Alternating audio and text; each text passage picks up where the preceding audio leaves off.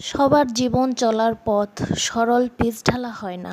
কারো কারো জীবন চলার পথ আঁকাবাঁকা পাহাড়ি দুর্গম পথ পাড়ি দিতে হয়। সুখ দুঃখ নিয়ে জীবন চলার নামই জীবনযুদ্ধ।